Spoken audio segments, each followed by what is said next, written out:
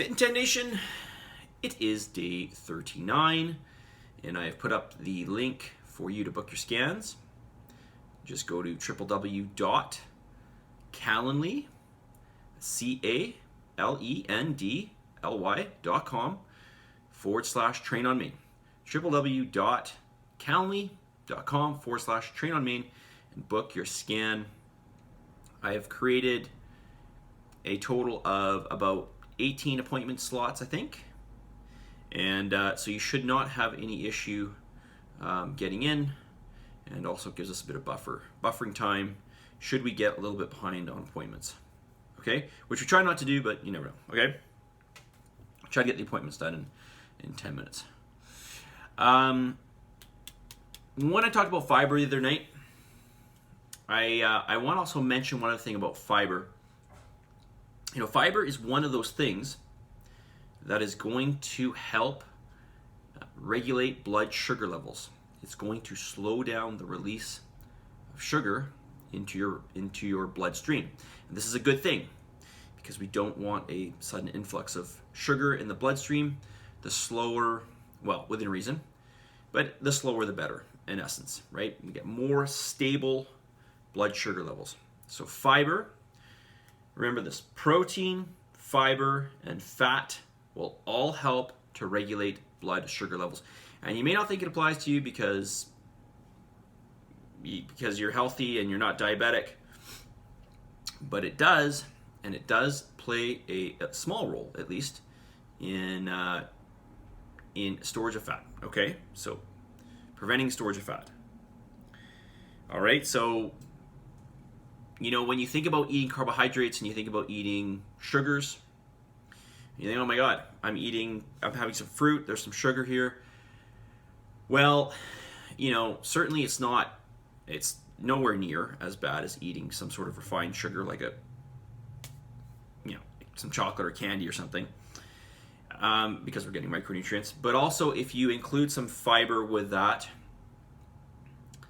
which a lot of fruit has, you're not getting that same influx of sugar.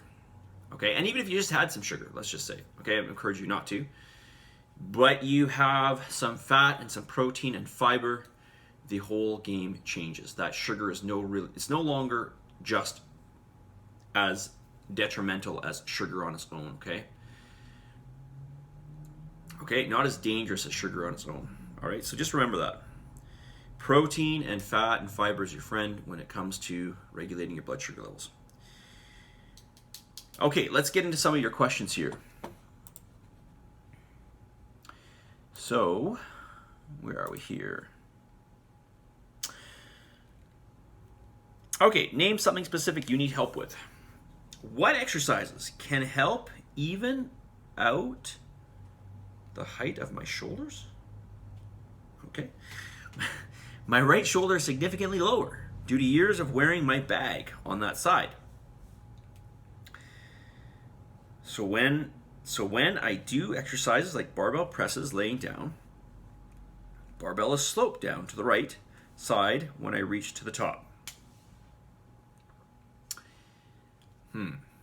Well, I'm not saying your shoulder's not down, but I don't think that's from wearing your bag, okay? I'm going to say that probably your dominant shoulder is more anteriorly rotated, and so it looks like it's lower.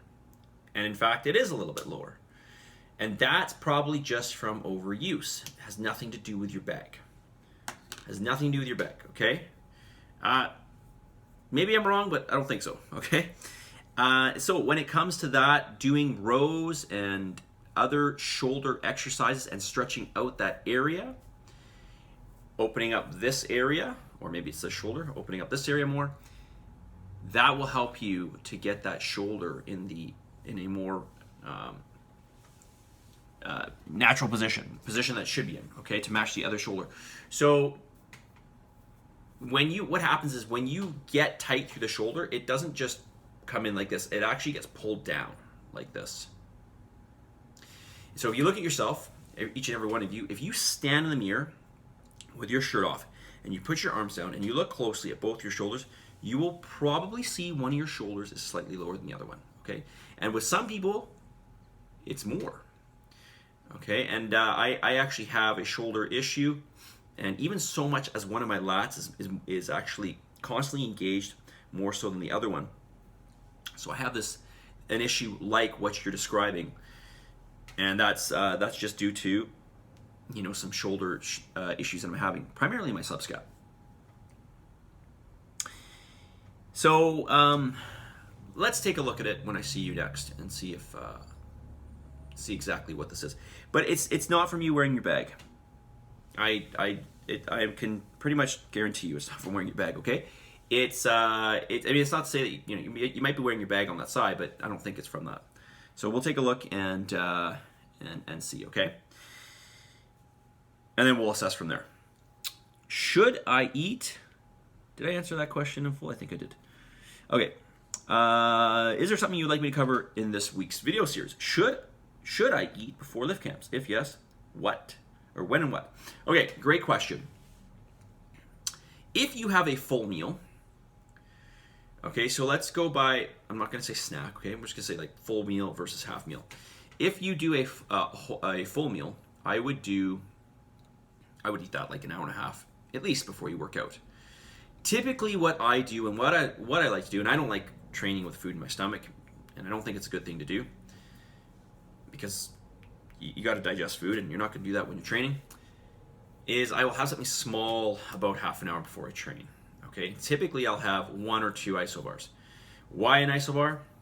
Because it's got a decent amount of carbohydrates, which you want, and there's a lot of faster acting carbohydrates.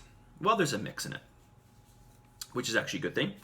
And there's a little bit of protein. Not a lot, but there's a little bit. There's about 20 grams, which I guess for the average person is a lot, but for me it's not. So that's what I will do. And the fat level is low as well. Okay, there's a little bit of fat in there, which will help to slow down the release of the sugar, but there's not a lot. So it's not going to be heavy in your stomach is my point. So that would be a good thing to have. Another good thing to have would be if you're going to, if you want to have something just before you work out, have something that's gone through mechanical digestion, like a shake, okay? Make a smoothie. And it doesn't have to be a full smoothie. It could be like half of one. Okay, so maybe typically you're having like 25 grams of protein and, I don't know, 40 or 45 grams of carbs, something like that in the meal.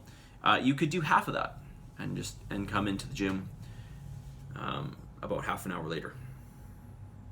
Okay. Something that is easily digestible or smaller, I would say and smaller, about half an hour before training is ideal. Half an hour to 45 minutes.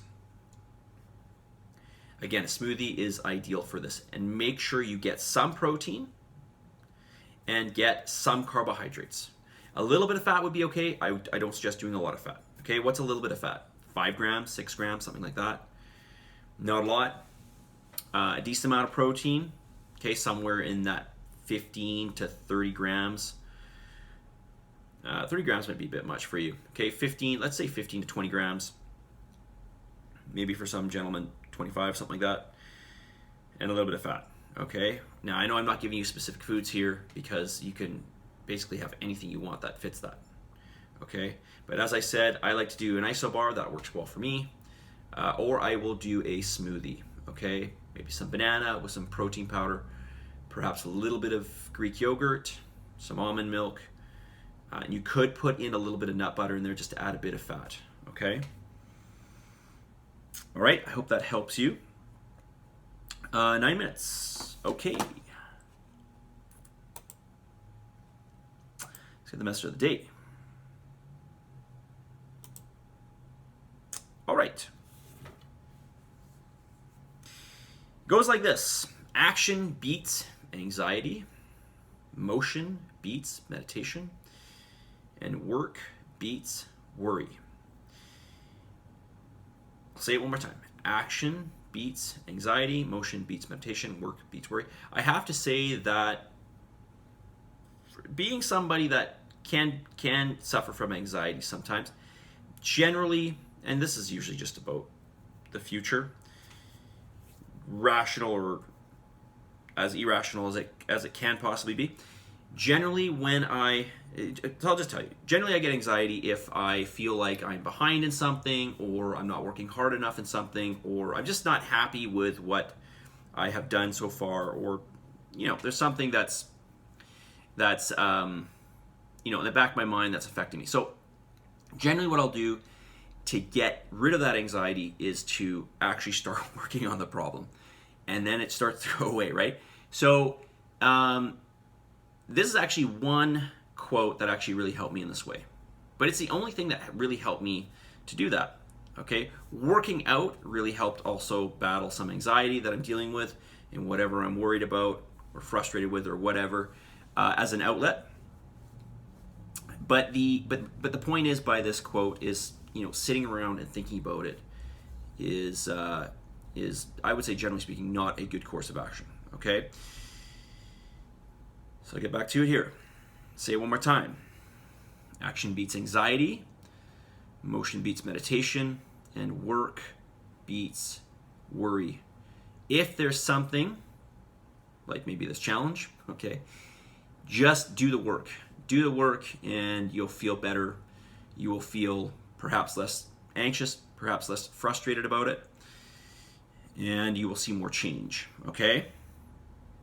Positive energy, positive vibes, believe in yourself, and for the love of humanity, for the love of your family, for the love of your brain, and perhaps having less anxiety, be thankful for everything you have. That is actually something that will help you too.